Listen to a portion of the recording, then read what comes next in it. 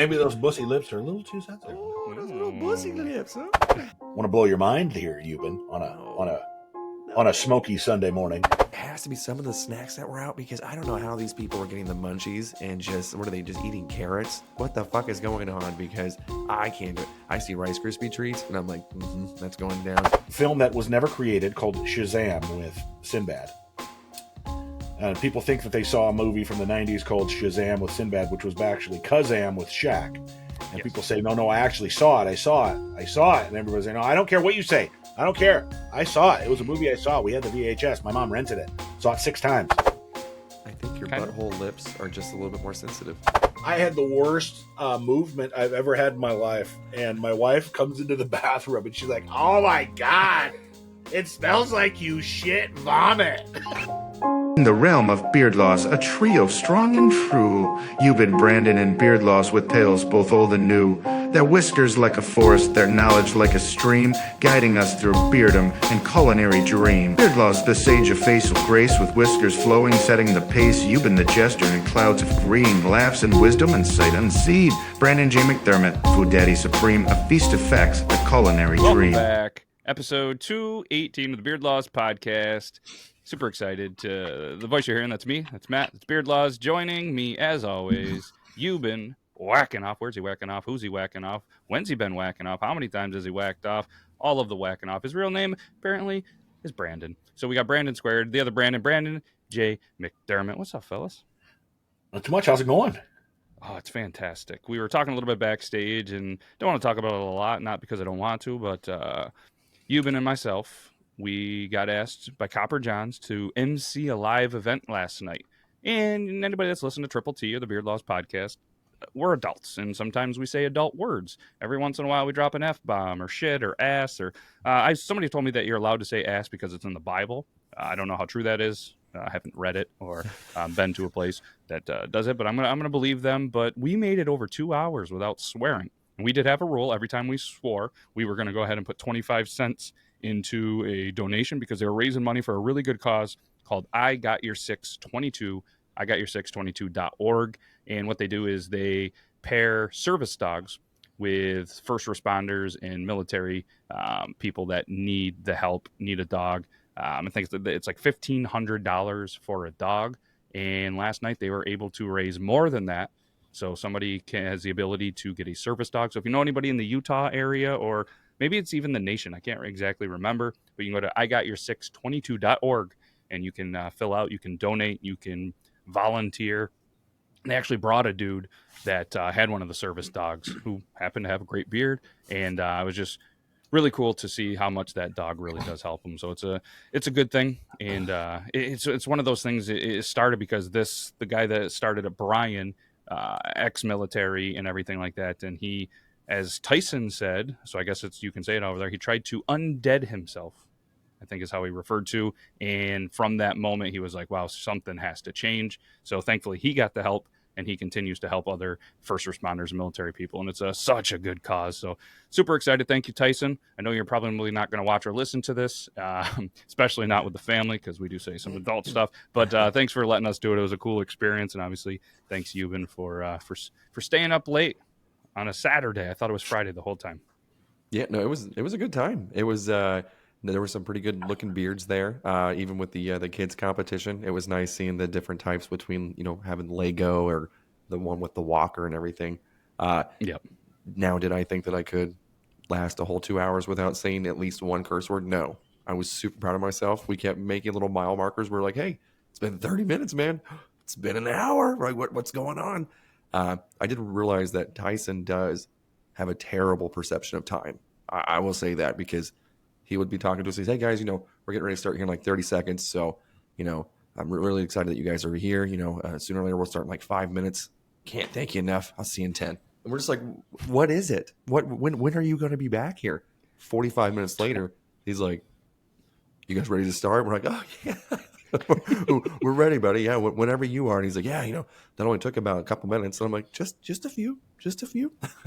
Yep. And these people I think are so used to it. Beard competitions, it's kind of the same questions like, what do you use for beard products? How long you been growing your beard? And then you have me and Yuban that are like, how many push-ups you think you can do? What's the weirdest thing in your fridge? Do you think you can beat Tyson in an arm wrestling contest?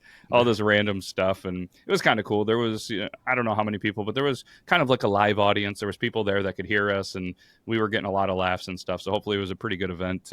Well, it was a good event. They raised enough for there. And because Yuban and myself are who we are, we decided live to put Logan on the spot from Dad Bods and Beards and the SWFFL football podcast to put a number on what it would take for him to cut his jeans into Daisy Dukes. And he said $1,500, and we beat it. So Logan now has to rock a pair of Daisy Dukes thanks to us. So get it, boy. So excited. Good for you boys in helping out. That's awesome. Yeah, I mean, something like that. And let's be honest, if Tyson's like one of, if not the nicest person that I've ever met. And if he is ever like, I really need your help, it's hard for me to say no. I think it's equivalent if somebody goes to church and the church dude's like, I really need your help, son. Can you put some money in this thing that we pass around? I feel like I'd be obligated to be like, I got you, dog, and put some money in there. But so I guess Tyson is the church dude, pastor. What is that what they're called? Pastures? Pastor? Pasture is where you put cows. Pastor. Right. I'm really good at saying words. So is there a lot of dairy cows up in upper outstate New York? Lots. I thought so. Lots. Yeah. Pasteurized milk. Yes.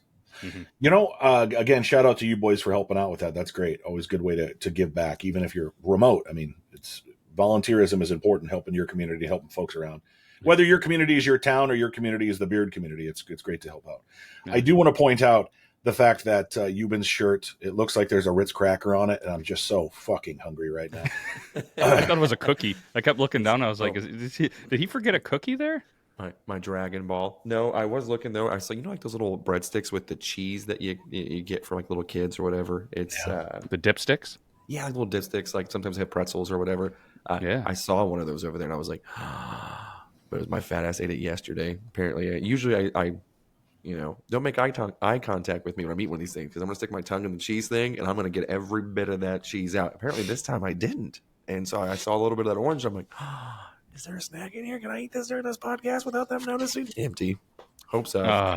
Sorry that happened to you. Maybe I'll DoorDash you. We also had the idea that we were going to start DoorDashing Logan Sprites at the event to see if he would chug them in front of people. But we decided we should probably back off a little bit. And towards the end of it, we were a little loosey-goosey, and thankfully we still held it together, and Tyson did most of the talking. I think he teared up a little bit, which is just a sign of how good of a guy he is and how it meant so much to him. But you did mention that Tyson has a terrible time management or whatever. I was reading something the other day, and apparently there's all these experts, which I'm not really sure what an expert is, but they're saying that time doesn't actually exist. Have you heard all this shit yet? It's like all over the news that time doesn't exist. And I had a link. I'm just going to bring this up. But apparently it's something like all these physicists and all these people are saying that it doesn't like exist at any level. It's just this. I'm trying to think. I don't know. There's all these scientific work. Well, I'll get your initial thoughts on that, and I'll find the article because it was a concept that doesn't make any goddamn sense to me. Not gonna lie, I violently ripped this pin before we started filming. And what you're doing is you're going down a dangerous path. Okay, this is you're gonna get me tripping very hardcore, and you're welcome. I already felt my chest. It's like time's not real. I'm thinking about it. I'm like, what is real?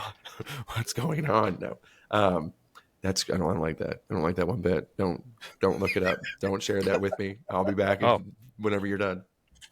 Okay, fair enough. We're not going to go there. We're going to go there. So apparently time, it's relative, but not absolute. That's what they defined it as. Well, I mean, listen, you start talking about quantum physics and stuff, and you lose the fat man. All right, I'm just like, but in putting it that way, it's relative. Yeah, I mean, because I can tell you, 20 years ago, I definitely feel a lot different than I did then. Yep. Now, did we as humans try to measure what we what we perceive as time? Yes, of course we did. You know, we watched the sun, we watched the moon, we watched the stars move as the days shifted, the stars shift as the days moved, whatever. So we wanted to craft and put a definition on it at some point, right? At a very elementary level, I guess. But I mean, yeah, the smart people can say that we've been here for 750, what was it, 6 billion years. And, you know, humans have only been around for 100,000 years or so, give or take. None of that matters to me. You know what matters to me is if I buy a pizza and I leave it out overnight, it's going to be hard and crunchy. Mm-hmm. That's my perception of time. So what I'm getting at is we know that we're going to be unalived at some point. We're not going to be here forever. It's true. And so you have to make the most of. I'm trying not to use the word time in my definition here, but it's fun to talk about that stuff. Yeah, and you have guys like Hugh Hefner. I mean, he didn't have a single clock in his house. You know, obviously he was who he was, but there was like a lot of natural light. Like he just kind of lived in his own world. I mean, guys like that, and we were talking a little bit about comedy and some stuff like that before. Like a lot of people that are comedians, a lot of people that are actors, a lot of stuff. They don't have time in that aspect because they don't need to really know what day of the week it is. They don't need to, you know, like I was listening to something with Sal Volcano and Chris D, and they were talking. They're like, wait, what day is it? And they're like, well, it's Monday. Oh yeah, I guess I do know it's that because that's our record day. But he goes, I was in the airport and I asked somebody, I was like, hey, what day is it? And they're like, you don't know what day it is? He's like, no, that's why I'm asking you what day it is. And they're like, and it's just kind of this whole thing of how it's different for us, you know, that have our day jobs, our Monday through Fridays, and people from, you know, that just kind of are living that life. They're like, oh, it doesn't really matter. I just know I need to show up to this place on some day, and it doesn't, you know, really have to be this time and all that stuff. I just thought it was interesting. Not trying to fry your brain or anything because it's probably already on its way there, but There's a lot of cogwheels spinning right now. I don't know if you guys saw the smoke coming out of my ears, but I was just thinking about like how, yeah, like you base your life just based off of not only your career, but just certain things that are planned at certain times. Like you're like, hey, I get to have fun, but usually it has to be on the weekend. Like you're just waiting for a certain time. And then if the weather is bad during that specific time, you're fucked. I don't know. Too many cogwheels. I don't like this. What's bacon sounds good. I like bacon. Mm-hmm. Yeah. I had a turkey club last week. Turkey club. Big fan. That guy last night, he instantly cut out mustard. Like he asked, "What condiment can you live without the rest?" He couldn't even get it out of his mouth, and it was like mustard. Like even the spicy brown, yeah, all mustard's got to go. I was like, what about See, I don't get folks who flavor is different, taste is different, but I just don't get folks who just will just say I don't like this one thing no matter what it is. I've tried brown mustard, I've tried yellow mustard, and I don't like it, whatever it is, right? Mm-hmm. There are ingredients I don't like for some reason that just don't sit right with me. I'm not a fan of watermelon or anything from the melon family. So I kind of understand it a little bit. I don't like capers. Have you guys had capers?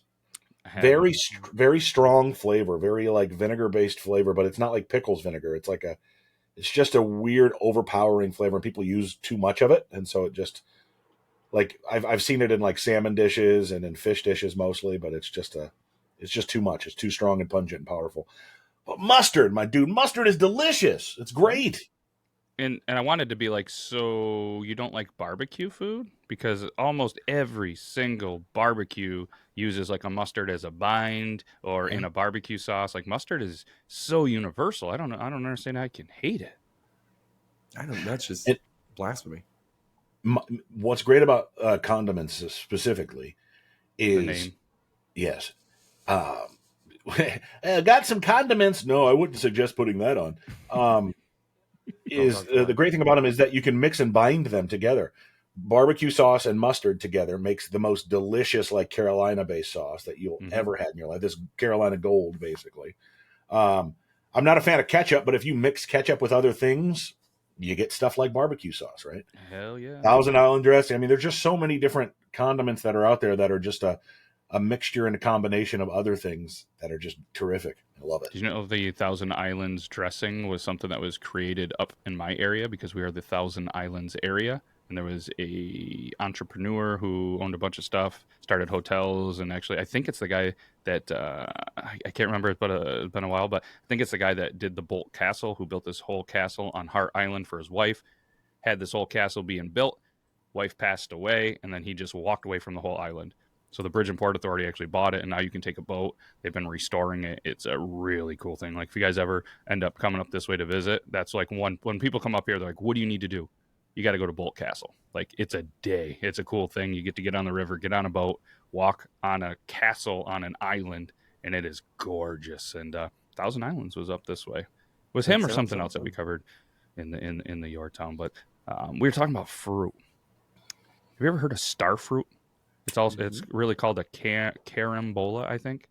The oldest brought one home and like, you have to try this. It tastes like grapes. And I was like, so why don't you get grapes? Well, I was like, just get a grape then. I don't like grapes. Why am I going to like this? You got to try it. And it's like, cool, we're trying to be healthy. Cool. I take a bite. It tastes like you were to go out into a forest or something and just grab something off a goddamn thing, not wash it, just eat it. And it still like has roots and dirt. And you're just like, yeah, this is great. Being healthy is fantastic. And so goddamn expensive. Yeah. Why is it so expensive to be healthy? Yeah, for sure.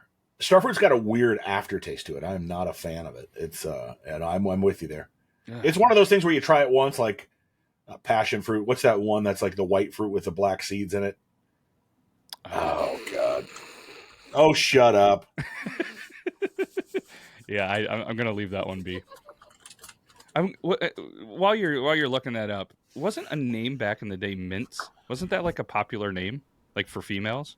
I was just thinking if you dated a mints back in the day and you're like, got them condiments, and you're just like, oh shit, they're getting ready to not make a baby, but they're gonna have some fun, and maybe that's how it started.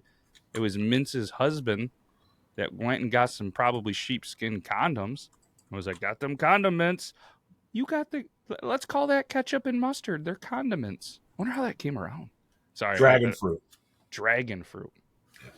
Every time that I always think about like how names are invented, I always circle back, unintended here, to Lazy Susan, and just thinking about the guy that invented that and was just like, this lazy bitch, I can't stand her. I'm gonna invent something, I'm gonna do this. And they're like, wow, this is a great invention. What are you gonna call it? A lazy Susan. You know what I mean? And she's sitting there and it's like, you son of a bitch. Just, you motherfucker.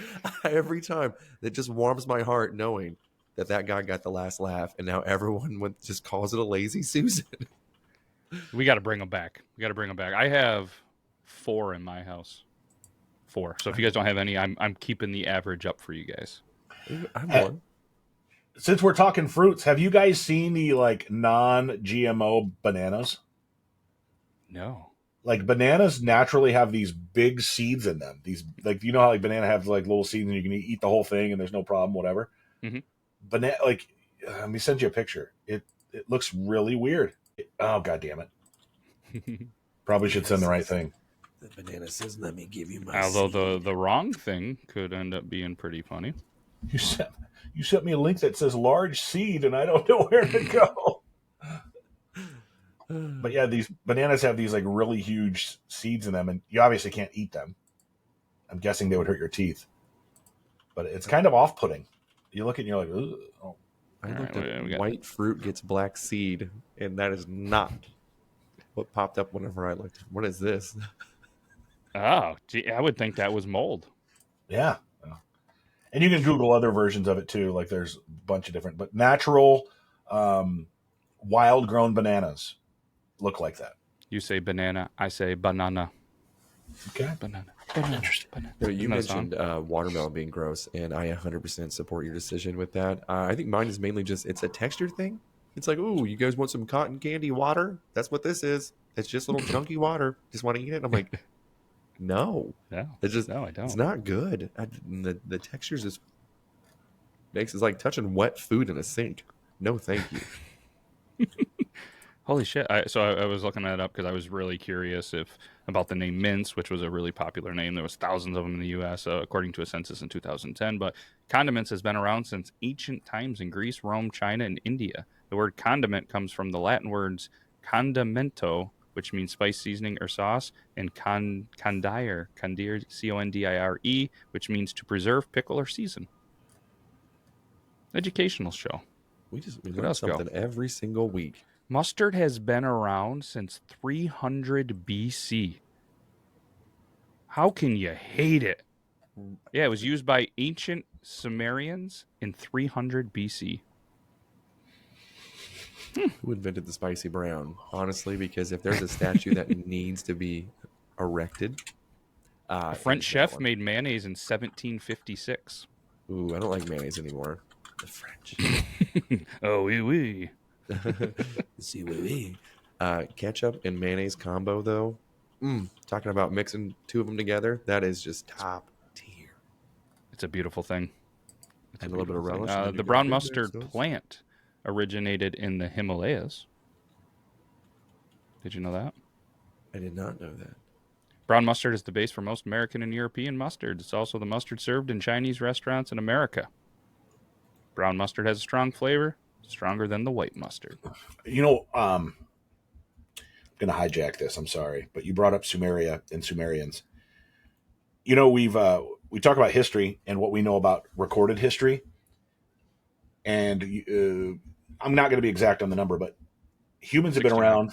Yes, exactly. 69 years ago humans have been around for give or take about 100,000 years, and that we know of in our current Homo sapien form.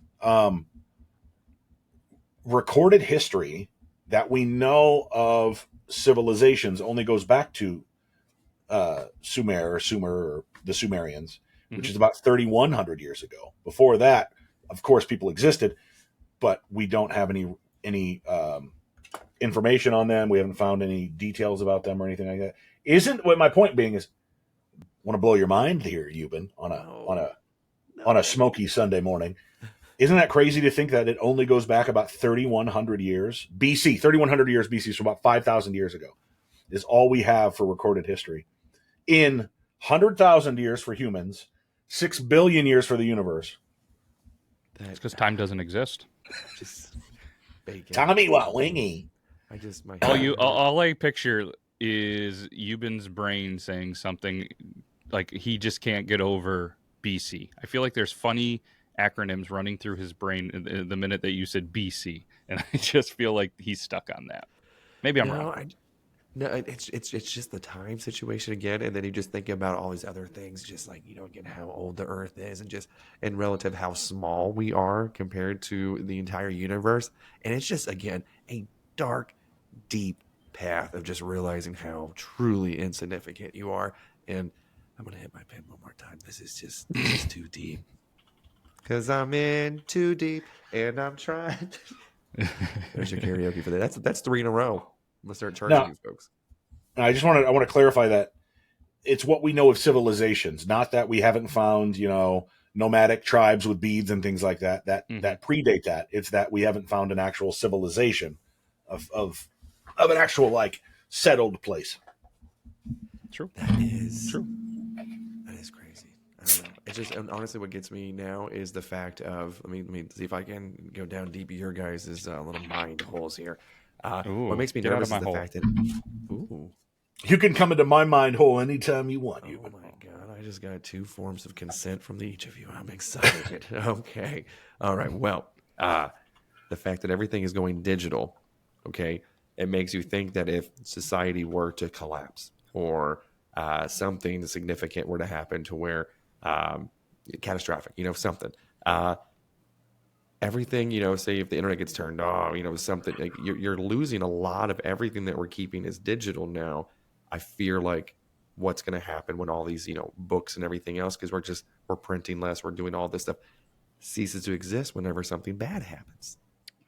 Well, I'll tell you this. We're so far, people don't think about this, on the surface of the earth in 100, 200 years, if our civilization were to end, it would all be decayed and things would be gone and stuff like that. But we have so much buried underneath the ground. Like you guys have played Fallout or at least heard of Fallout. That type of stuff that's already, the stuff would exist and last for a lot longer. So we could at least not flourish but people would find it and be like, what the hell is this? and understand it way more than paintings on a cave thousands of years later, is what I'm getting at. Right. So if some like alien species landed on Earth after we're long gone and found stuff deep in the earth, and they could potentially find and understand exactly what had happened a little more. To your point, I think is kind of where you're getting at, Yuban, Right. with the digital stuff, because I know for sure we've got stuff underground in salt mines that's miles underneath the earth. Yeah. So we anyway. also have cheese caves, where the aliens come over and they start seeing the cheese caves. I'm gonna circle back again. 18 episodes. You think they're ago. not there already? Wait a minute. There's cheese caves? Oh, you don't know? In the state just south of you. So Kansas has cheese caves? Oh, you're in Kansas. Oh, sorry. I forgot you were in Iowa. I thought you were in Iowa. I forgot you moved. That's right.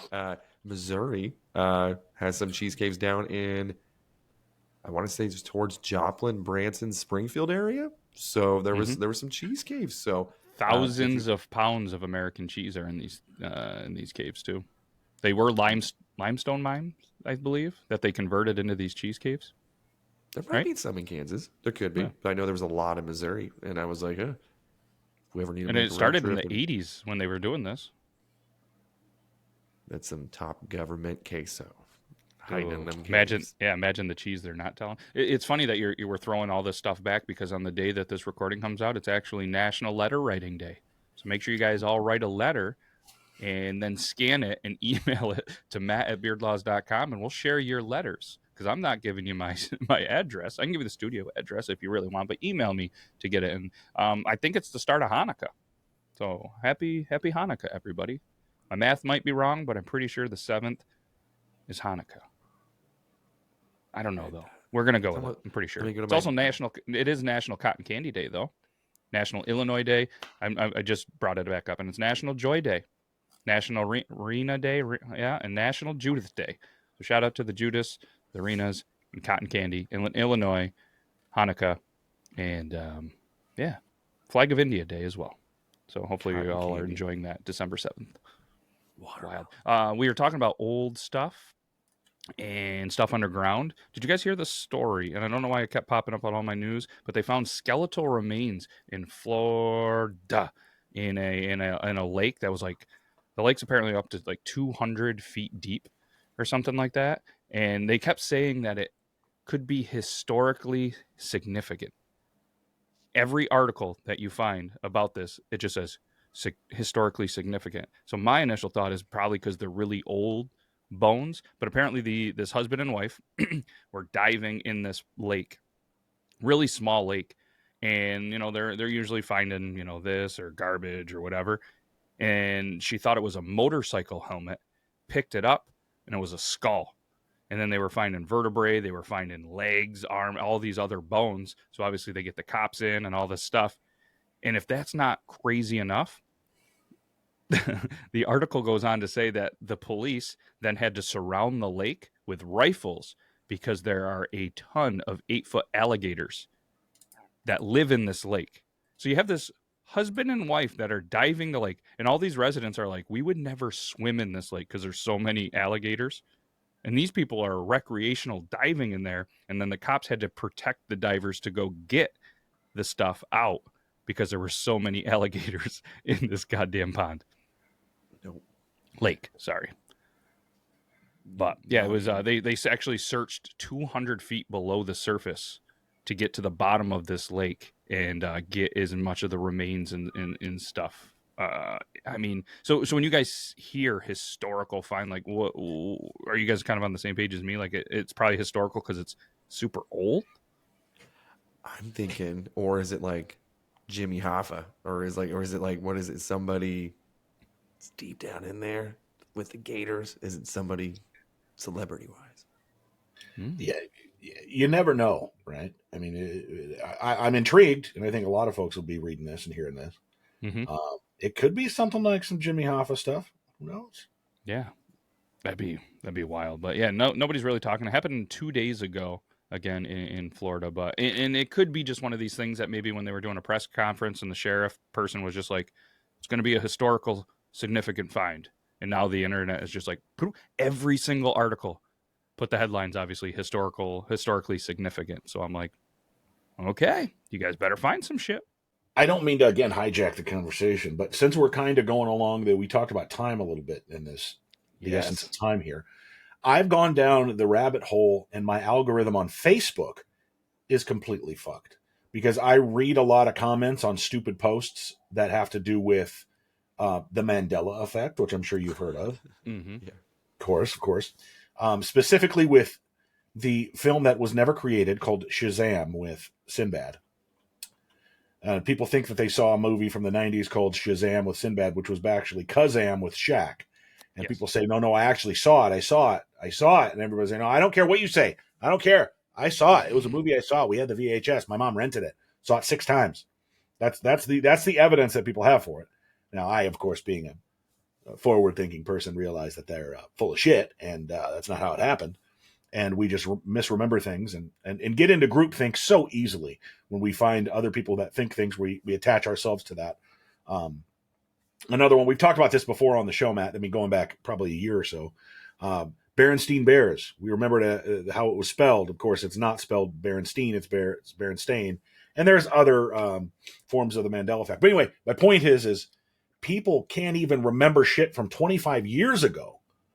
And are just so enamored with thinking that we're in a, what do they call, what is the term they use, in a glitch or in the Matrix or in where the CD is skipped and now we're on, or the record is skipped and we're on another part of the, I don't know, whatever they think is going on. It makes me smile. But for some reason, Facebook knows that I read those comments, and so they send me the same, like, not posts but post that has to do with the same stuff. People posting the same stuff about Sinbad, which I'm guessing is he's still staying relevant all these years later.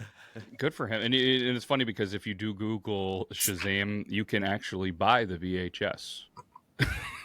And there's so many people that are holding on to it. And I do love it. It's like, for display purposes only. This is not the, and it's just funny that people are making money off that as well. And like you said, Facebook listens to everything. I mean, Yuban and myself were talking about something last night. The wife was in the studio. We get out of the studio. She's checking Facebook or whatever. And she goes, isn't it creepy? You guys just talked about it. And then she had an ad that was something that we were just talking about, some kind of food or something, whatever we were. And it was an ad right there for it. I'm like, yeah, that's kind of how the world works. And just like the CIA and shit are listening on your smart TVs. I mean, it's the world you live in. You add this technology, they're going to use it to save. I mean, it's not like I have to imagine there's a bunch of perverts that are just trying to listen to random conversations because they're bored at work. They're not all trained like us, but I got to tell you guys, a couple small notes here.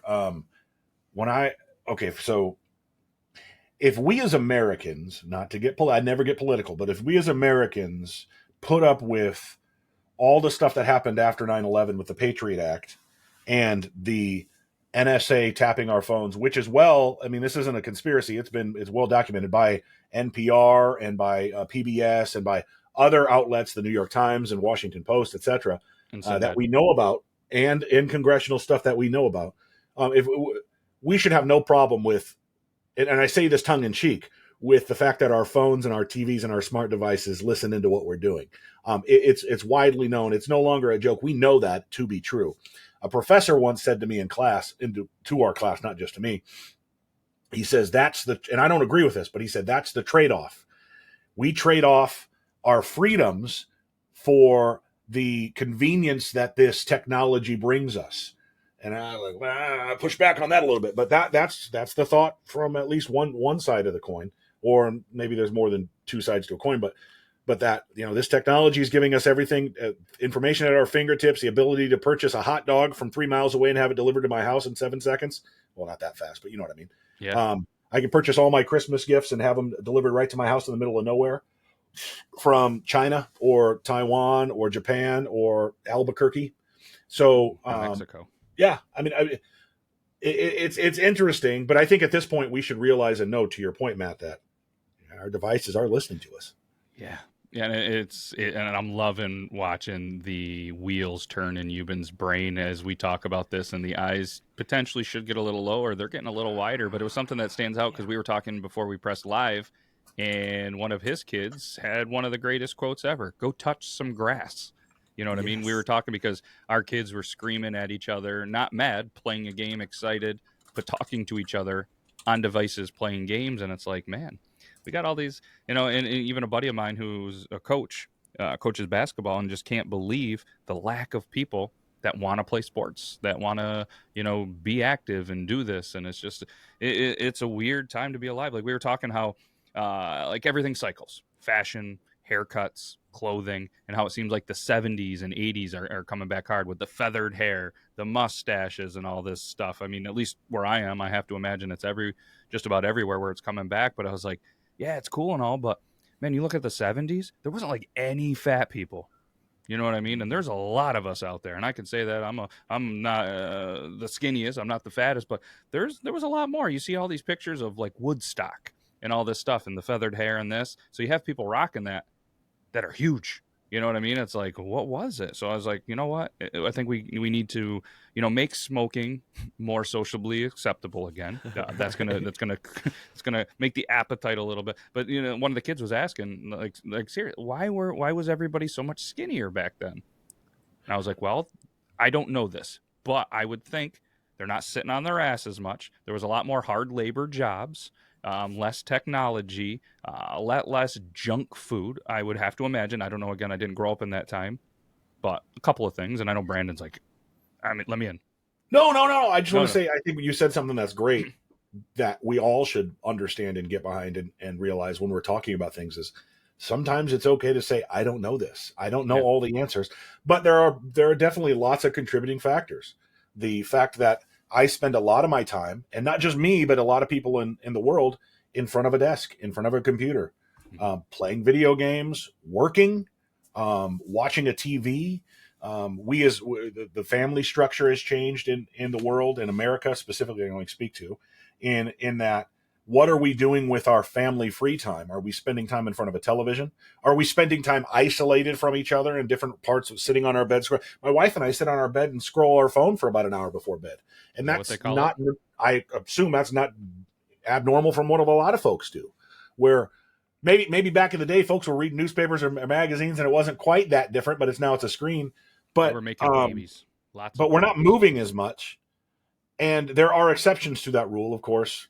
There are folks that, still work out and things like that. But what we're eating, what we're consuming, how much more processed is it? How much more have we know it's bad for us? I know going to McDonald's or wherever else, not putting you on the spot, Mickey D's. You got a close place to my heart. There's a lot of McDonald's in here. But the fact that, we know what we're putting into our bodies is bad, but yet we do it still. I mean, and not just that, but you go to a grocery store. Everything that's not on the outside of the store is processed mostly. So lots goes into that, Matt. Well played. Yeah. And like we talked about it earlier, keep cycling back, like eating healthy. Like it sucks. It doesn't taste great, and it's super expensive. Like, you know what I mean? I have to I back in the day, I was trying to eat super healthy and this and that. I mean, it was outrageously priced. And then if you want an entire household to eat healthy stuff, like even if you wanted to do this carnivore diet that people want to do, just go out and buy a bunch of steak for the week. Whew. Yeah, it's I know mine is it has to be some of the snacks that were out, because I don't know how these people were getting the munchies and just, what are they, just eating carrots? What the fuck is going on? Because I can't do it. I see Rice Krispie treats and I'm like, that's going down. There's a Pop-Tart, brown sugar, cinnamon, or whatever it is. You bet your ass that's going down. Well, here's the thing. To that point, not to cut you off, Yuban. No, absolutely. It's they've got it down to a science. And I don't mean this in a conspiracy way. The processed food, the things that they put in there, they make us want to, and I say the things because I'm not a scientist and I don't know, but I know that they're addictive in that we want more. You see me drinking a fucking 2-liter of Diet Coke here? This shit is not good for you. It's terrible for you. The more you drink it, the more you're thirsty. The more I drink it, the more I want. It's not water. It's delicious though. I love you, Coke. Please sponsor. But it's not good for you, and I know that it's not good for me. I know that Pop-Tarts aren't good for me. I know that. But then when you taste a Pop-Tart, what does it do? Bing to your brain. Oh my God, this is delicious. This is great. You may not feel, it's like going to a buffet. You think about going to a buffet. Oh, this is going to be fucking fabulous. Mm-hmm. Do you ever leave a buffet thinking this was the greatest decision of my life? No, you never think that. I probably shouldn't have done this. This was awful. I'm probably going to be full for a while. That's the one box it checks off. The other box is I need to get to a toilet so I can grab on for dear life. Absolutely. But the point is that it's a cycle. We're hungry for it, so we eat it. We eat it, it gives us the feeling in our brain that it's delicious. The feeling in our brain that's delicious makes us feel good. And you know what I mean? So it's just it's a cycle over and over again of I'm going to eat terrible things. Eating fucking carrots is awful. It tastes like shit. I don't want to, I have to chew and chew and chew and chew. There's no flavor. It tastes like water. I don't want to eat that. No. And, That's all up here. And if you do want it, like, oh, hey, a salad or, carrots or anything. Oh, can I have some ranch? Well, don't do too much because it's bad for you. I want something to make this fucking edible, for Christ's sakes, Yep. And, you were touching on it earlier, Brandon, in the fact convenience plays a huge role in this. Again, with the snacks and what's available in the fridge, which I guess you could have pre-made meals and stuff. I don't have to pre-make a Pop-Tart. You know what the most extensive work that I have to do for a Pop-Tart? Open it up, and usually I don't even have to cook it. I'll raw dog that motherfucker right out of the package. I give no fucks. But if I'm feeling a little elegant, if I want to treat myself to a nice little midnight snack, I'm putting that motherfucker in the toaster. I'm getting some butter out. As soon as that comes out, put a slab of butter on that. Coming on the back. What or the side do you? frosting? What side do you butter? Oh, so maybe I'm doing this wrong. I don't do the back. I do the top. I'm letting that thing melt right on, and I'm eating that brown sugar cinnamon. So put it on the back because it soaks into the pastry. Mm-hmm. That's the only reason I'd say. Okay. It soaks into the pastry, and I thought I was like, this is gross. It's gonna be gross, and it's delicious. But to your point, though, I don't even fucking separate them. I eat them double. I open it up and double it out. I'm eating it straight out of the fucking package. Well, I was just thinking. I want to get this out of my brain real quick. I mean, you're the food daddy, and you have the judge. I think you need to add a science character to your creations, where you have a little bit of fun as this crazy the food scientist, and you can have some fun with. I think that's a good thing for the Brandon J McDermott brand. I've got a wig upstairs. That's a horseshoe wig. You've seen me in it. It's a long white hair. Yes, dude, I'm all about, and it wouldn't be hard to look up like a 30-second fact about some kind of food or something, and it's an educational / fun scientist. Brandon, I'm about this. Matt, you beautiful bastard. Yeah, that's the first time. While we're doing the scientific and the food stuff, I wanted to tell the Brandons, but definitely you brought up 70s. And they're like, what are they eating, carrots and shit? I Googled from seasonalcravings.com the 10 most popular snacks from the 70s that you might have forgotten about. And if you look at the picture of the 70s, most of them are still here. I'm telling you. One, Jello pudding pops apparently was one of the biggest ones. Apparently they did go away or whatever, but Jello pudding pops was big. Carnation breakfast bars still a thing. Danish go-rounds, which I didn't know about these. But it's a famous snack from the 70s. They're a fruit-filled pastry that have a spiral shape. They come in different flavors, strawberry, cinnamon. They're kind of like Pop-Tarts, but better. Kellogg's was the company behind it, and Danish go-rounds. But they apparently they broke too quickly, so they were replaced by Danish rings in 76, but they were not as popular, so they were discontinued in the 80s. I honestly, I think to that point too, it's not that we're not eating the foods that we ate. I think there are so many contributing factors. There's not, just so you understand what I mean by that, there's not one thing. Lack of exercise. Our diets have changed in that we're not eating family dinners like we once were. So we're turning to these processed foods on a quick go. We're not working in factories like we were or in fields like we were. There are still folks who do those things. Mm-hmm. But most of our jobs have been refined to where we can sit, we can stay stationary. We are not moving. And my whole entire career has been on that, as you can see.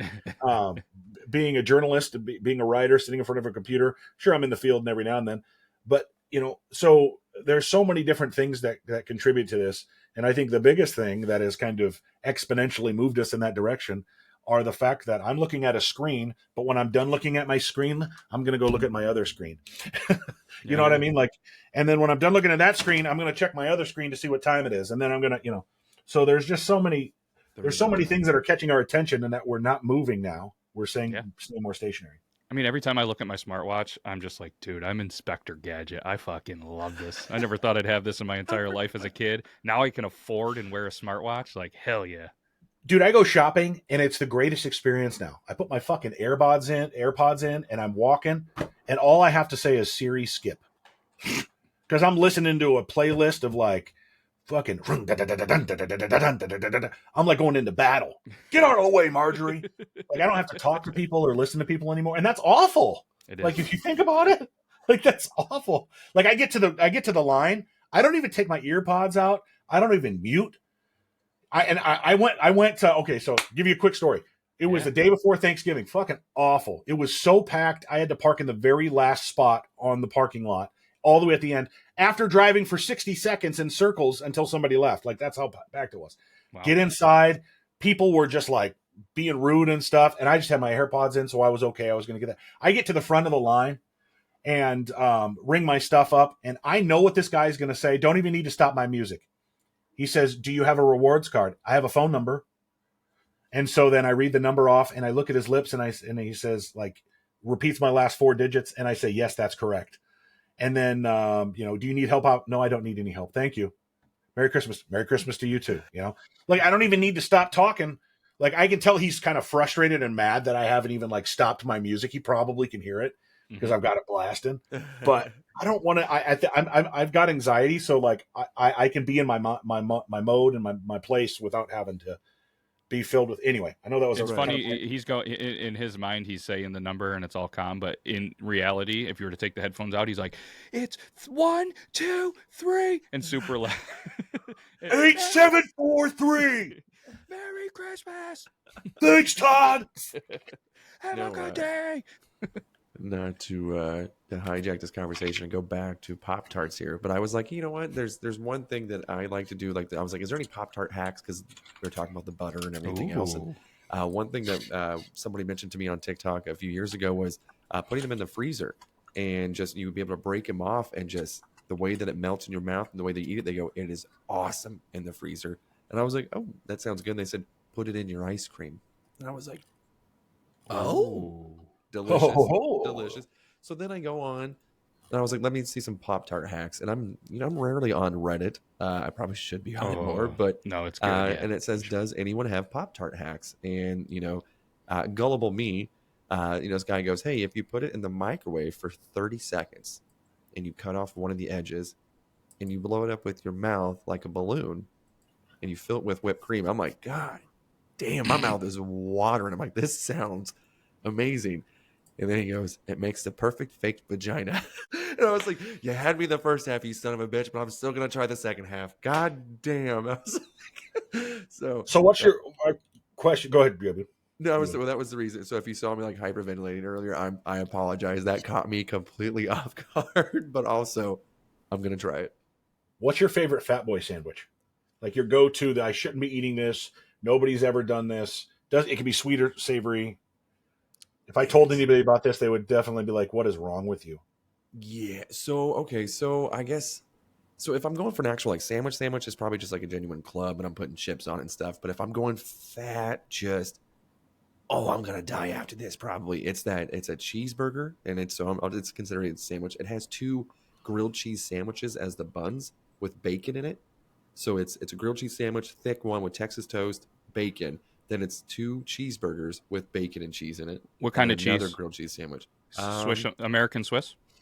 That's the place. Yeah, the American Swiss. But this fucking burger, it is just, if I'm ever just feeling like, hey, what can I eat today to gain 10 pounds? I'm like, oh, I'm getting that burger. That burger's, I need it. And there's so much grease where you're like, I'm gonna break out in pimples. Like I'm gonna get shit because it is just it's like eating wet pussy, gentlemen. That sandwich is fucking delicious. What are you doing down there? Nothing. Scooping out tallow and just eating this sandwich. What about you, Matt? I don't really have one. My stomach doesn't allow me to eat shit like that. I wish I did. I guess the worst, and it's not really like a fat boy thing, but it's not needed, I guess, is I love fried peanut butter and jellies. Instead of just having a peanut butter and jelly, obviously put the mayonnaise or butter, whatever is your go-to, and kind of cook it up like a grilled cheese, but with peanut butter and jelly. Like I said, it's not needed, but. So when we were poor, my mother made Indian fried bread, which was, of course, not Indian fried bread. It was literally like we're too poor for eggs, so it's flour and water with bread in it, and you're making French toast out of that. Is basically what it was. Maybe some cinnamon, and we didn't even have syrup, so we used peanut butter and jelly. And so like peanut butter and jelly French toast is great now. But for a sandwich, for me, Fat Boy sandwich, white bread, peanut butter, chocolate chips, little Hershey syrup, and a fucking slather of white frosting. Oh. Or like cream cheese frosting, even. Like peanut butter and cream cheese frosting together on a sandwich is delicious. That is as Fat Boy as it gets, my dude. You're eating frosting on a sandwich, my guy. You're going to die. I thought you were going to do a callback to the real bananas, and I'm like, how if you're putting fruit on something, No. even if it's not healthy, that's not Fat Boy. I was going to I was going to argue, but no banana. The chocolate chips, I know you're like, ooh, why would I want to eat chunky chocolate? It adds a texture to it because you're crunching now. You have a smoothie peanut butter, the chunky. It's. I'm telling you, next time you get a chance, don't worry about the Hershey syrup, but use chocolate chips, peanut butter, and any kind of frosting on a sandwich. That's when you tell them. You go, hey, this is proof that chips make any sandwich better, including chocolate chips. We're going to allow it. We allow it. Chips go on sandwiches. And I guess there's one other weird sandwich that I get from Sonic. I'm not an egg person. I hate egg. So if there's a breakfast sandwich, like, hey, do you want bacon and egg or sausage and egg? And I go, hey, can I remove that egg and get a sausage and bacon and cheese sandwich? And they're like, and I'm like, think about it. It's a breakfast bacon cheeseburger, essentially, is what this is. And I was like, this is what I want on Texas toast. It's so fucking good. I can feel the meat sweats before I even get halfway done with this. But I'm like, fuck that egg. I don't need that egg. And if you think about it, if you were able to, formulate egg into like a scramble and cut a little slit, you could literally fuck the egg.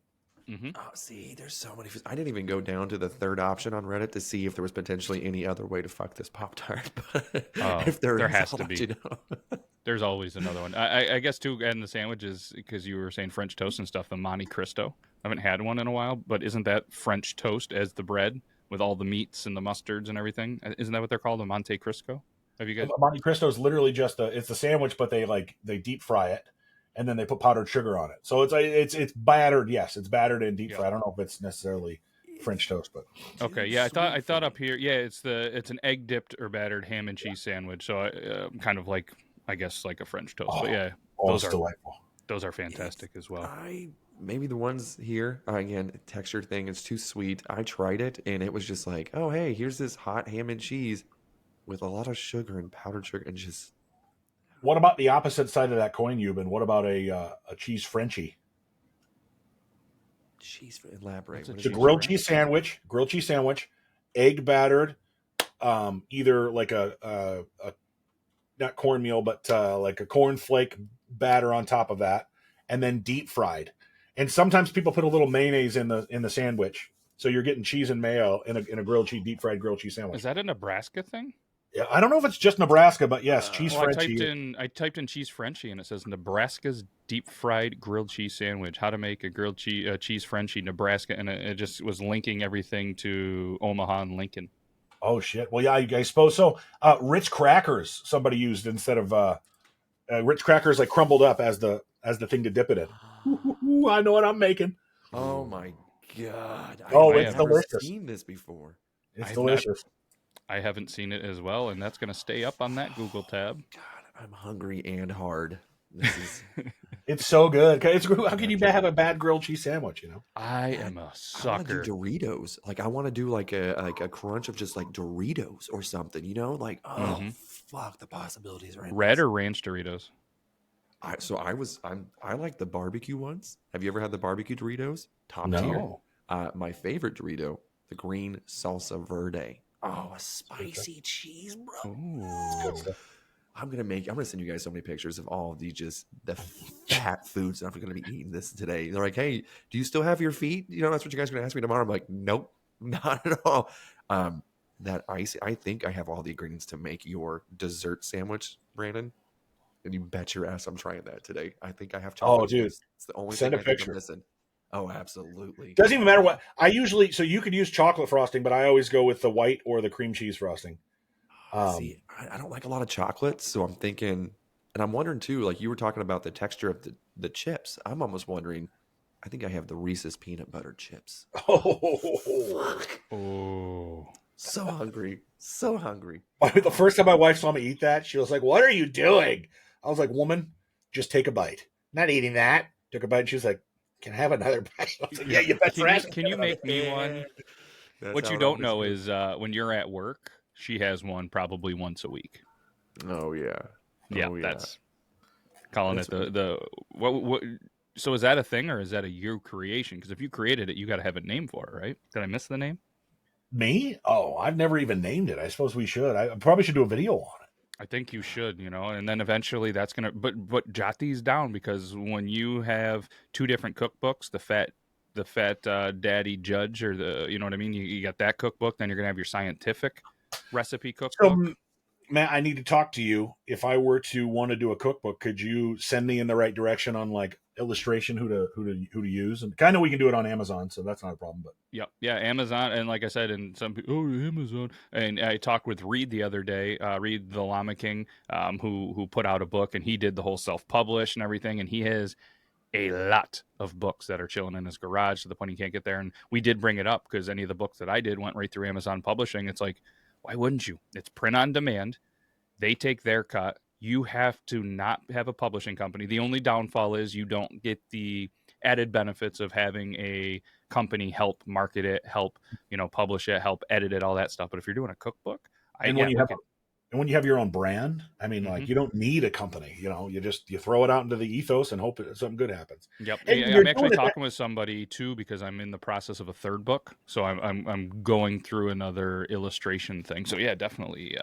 And the beauty of a cookbook is though you don't need as much illustration because it's going to be actual pictures of the food, so we can lay it out. You know what I mean? Like you don't need cartoon versions essentially of it. We can help lay it out of you take the picture, we do the writing, we have the format, and when you do the book on Amazon, they have the software. You lay it out, and what you put in it is how it's printed.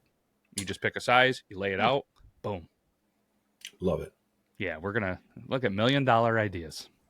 So many. And I'm just looking at recipes now. He's looking at to go- pictures of sandwiches. I Yes, am. dude. I am. You guys just I haven't seen you guilty. this happy in weeks. Oh my God, you guys have just made my day. I went back to the Pop-Tart thing as well, and it seems like it's a genuine consensus of the brown cinnamon sugar or brown sugar ones are the top tier Pop-Tart would to go with ice cream. Any ice cream is what I'm seeing on here. So Interesting. now there was also one that said toast 2 brown sugar Pop-Tarts, eat away the unfrosted edges, carefully peel off and remove/eat the unfrosted backs. Put the 2 remaining halves together with filling in the center. Now consume those tasty bastards while rubbing nipples for maximum pleasure. Did you know that And this- Carl's Jr. actually sold a Pop-Tart ice cream sandwich at one point? No, but also we call them Hardee's around here. Same thing. But they had the Fruit Loop donuts. Oh yeah, I've heard of Fucking those. exquisite. Fucking Yeah. exquisite. Problem with me is, and you can relate. If I eat a donut, I have less than 5 minutes from the time I take the first bite before something starts to. I don't know. I know donuts the way they're made and all that. I'm assuming that any donut from any place I've tried, local restaurants, I've tried fast food, I've tried the Tim Hortons, any of them. The goddamn donuts, they're just on my no-fly zone. Every time I take a bite, I got 5 minutes before it is intense diarrhea, and it sucks because donuts are fantastic. I don't think I have that issue with donuts. But then again, That's though, I don't bullshit. think I'm ever stopping at just a donut. So maybe I'm thinking it's the 13 other things that I probably digested within that hour. So it's hard telling. There's a lot of Pop-Tart breakfast sandwiches and stuff like that. You got the Pop-Tart breakfast sandwich. Like I just looked real quick. Apparently there's DisneyFoodBlog.com, which I have to imagine somebody stole. Oh, Brandon, you gotta go. You're laughing hard. Go. I just wanted to say something. I know we got a little bit of time left. I wanted to say something that happened last night before we get going. I had the worst movement I've ever had in my life, and my wife comes into the bathroom and she's like, "Oh my God, it smells like you shit vomit." I've never been more proud in my life. That's a Is good one. awesome. Oh. Shit. I go, "Is it sweet smelling?" She goes, "It smells like you shit vomit." Now, what did you eat? To Yeah. Okay, to- a bologna sandwich some spicy ramen noodles, some jalapeno popper potato salad. Oh, yes. And then some of my chipped beef cream cheese onion dip that I make. That's Oh, what it that was. would make a shit that smells like a vomit. I would have to agree. And know what as soon as you said it, I can almost smell that smell. Not only can almost maybe it hasn't taste came it. from me, but I worked maintenance for a very long time and had to clean so many shitters, in the male and female. Yeah, that's right, people. We still had separate bathrooms when I was cleaning them, and they were terrible. I can. We had a funny conversation. We went to an Italian, like a true kind of Italian pizza place. One of my favorite pizza places around, about 40 minutes away on the way home from basketball.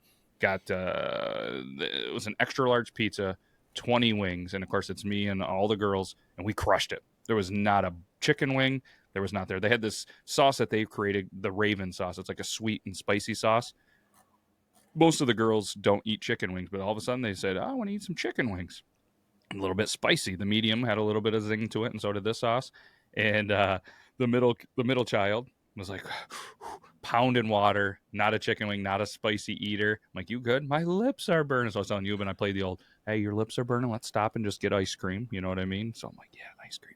But I was explaining on the ride home. I'm like, "Listen, you think it goes down spicy? Wait till it comes out." Comes out, and I didn't want to scare her. I was like, "Just kidding." And I'm like, "I can't wait for the follow up. Hey, you pooped today yet? Did it burn a little bit?" Because I mean, I don't know how. This is another one for the Brandon science thing. I feel like it comes out spicier than it goes in. So I want, maybe that can be a topic too. Why does it come out hotter than when it goes in and out? I mean, they say it's the same muscles, right? I think your Kind of. butthole lips are just a little bit more sensitive. Mine are for sure. I don't know about yours. Maybe those bussy lips are a little too sensitive. Oh, those little bussy lips, huh? You got a chapped bussy there, boy? You little chapstick on there? I thought my uncle was in the chat there for a second. My God. Jesus Christ. So you were talking about ordering the pizza and just absolutely smashing it. So quickly, I guess I'll ask you guys. So whenever you're ordering pizza, are you like me and getting one extra pizza because you know that's lunch tomorrow? I'm not cooking lunch tomorrow. If we're ordering pizza, it's dinner tonight and breakfast and lunch tomorrow. Do you guys do I the same don't, thing? because typically 9 out of 10 times we get pizza, I make the pizzas. I love making pizza. Like, I probably it's kind of one of those things. Like, they say do what you love and you don't work a day in your life, but also in my opinion, if you do what you love, then you don't love it anymore because you do it every goddamn day. Right. Like people that play video games professionally, can't imagine they love it that much, but they love making pizza. So we make a lot of homemade pizzas, but I'll make 2 doughs, tons of different pizzas, so there is leftover. Leftover pizza is one of the greatest things ever. And I think Brandon McDermott almost started his day with some leftover pizza or freshly cooked pizza. Pizza in the morning just hits different. It was leftover frozen pizza that was cold from the refrigerator. Oh yes, that's what my kids always get mad because I'm always like, hey, you guys want a slice of pizza? And I'll just put it on a plate. Or me, I'm old school. I get a piece of like a paper towel. And I'm like, there you go. I'm not doing dishes. I'm not even wasting paper plates. You got a paper towel. Eat off of that. And they're like, you're not even gonna put it in the microwave? Why would I do that? It's cold pizza. It's good. And they're like, you're fucking weird, Dad. Like, no, we Little want hot it sauce? warmed up. Yeah, see, little hot sauce on there, cold pizza. Chef's kiss. Chef's kiss. Kids definitely get their worst traits from their mother. 100%. Absolutely. Yep. But all right, looked at the clock. Quickest hour of the day, probably, except for when I decided to lose a whole bunch of money on football. But either way, can't thank you guys enough. Thanks for everybody listening. I did see at one point, I wanted to throw this out there, Blur, if you're listening, I did see you were in the studio. We got a late start, so I didn't want to start it off with there. By the time I was going to announce it and let you in, it does appear that you were gone. I did see you back there. So I'm going to try to push. I didn't push anything for the viewer stuff. I have 3 to 5 people that say they're going to do it. So I'm going to get after them next week. We'll continue to get some people to call in. ask a question, have a little bit of some fun with it. And if you're listening to this and you'd love to, come in. I don't even care if you're a business and you just want to promote your stuff. That's fine with me. We'll give you 30, 60 seconds, whatever it is. We're going to have some fun with it. And like I said, come in, ask us some weird advice. Maybe there's some stuff going on in your life and you're not really sure what to do. It's a holiday time. We will give you the best, worst advice that we can come up with as three dudes that have we've all seen some shit. We've lived different but somewhat similar lives, and we can probably, as a group, come up with a pretty cool suggestion or whatever. So let's get somebody to come in, ask for some advice on a weird or normal or tough situation, and we got you. But either way, see you next week. Check out Triple T. Check out these guys. You've been whacking off on the social medias. Brandon J McDermott on the social medias. Can't thank you guys enough. I don't know if you guys got anything else. Yeah, my name might not be Yuban Whakinov, but I've also. I'm just kidding. Love you, boys. Yeah, I love you too, brother. Love you too. I hope you guys have a great weekend. Hell yeah. Let's for us, we're gonna have a good weekend and a good week. And you guys, he didn't do it. I saw it. I would have if I was next to you on camera. But dang it, I always go the wrong way. How are we doing this? So hold on, Matt. You ruined the moment. You ruined it. The moment is gone. It's over. It's over. And so is this episode. We'll see you guys. Oh, shout out Deluxe Edition Network. Better late than never. Maybe we'll put this at the beginning. Maybe there's new podcasts of the month. I don't know why Brandon trying to give Brandon a kiss triggered this, but either way, it's the December podcast of the Deluxe Edition Network, the Deluxe Edition podcast with Casey and Ray. Shout out to them. And the Steve and Crypto Show. Make sure you guys check them out. DeluxeEditionNetwork.com. That's all we got. That's the show. All right, let's go eat some food. Yes. All right. Later. In the realm of beard loss, a trio strong and true, Yuban, Brandon, and beard loss with tales both old and new. Their whiskers like a forest, their knowledge like a stream, guiding us through beardom and culinary dream. Beard loss, the sage of facial grace, with whiskers flowing, setting the pace. Yuban, the jester in clouds of green, laughs and wisdom and sight unseen. Brandon J McDermott, food daddy supreme, a feast of facts, a culinary dream. Beard loss, the patriarch, his beard a regal crown, a symbol of authority in every bustling town. His wisdom, like bristles, sharp and well-defined, guiding all the bearded with every law outlined. Yuban Whakinov with laughter in his stride, weed in his hand, and jokes worldwide. A mirthful spirit, lighting up the room in the haze of humor, dispelling any gloom. Beardlaw's the sage of facial grace, with whiskers flowing, setting the pace. Yuban the jester in clouds of green, laughs and wisdom and sight unseen. Brandon J McDermott, food daddy supreme, a feast of facts, the culinary dream. Together they unite, a trio strong and bold, and beard laws and laughter, and stories to be told. In the culinary realm that conquer every quest, a podcast that unlanes all the very best. Brandon J McDermott, food daddy at the helm, master in the culinary, every flavor realm. From spices to techniques of foodie's delight, guiding our taste buds day and night. Beardlaw's the sage of facial grace, with whiskers flowing, setting the pace. Yuban the jester in clouds of green, laughs and wisdom and sight unseen. Brandon J McDermott, food daddy supreme, a feast of facts, the culinary dream. So gather round, will listeners keen, to the Beardlaws podcast, a vibrant scene with beard laws and culinary flair, a journey of knowledge beyond compare.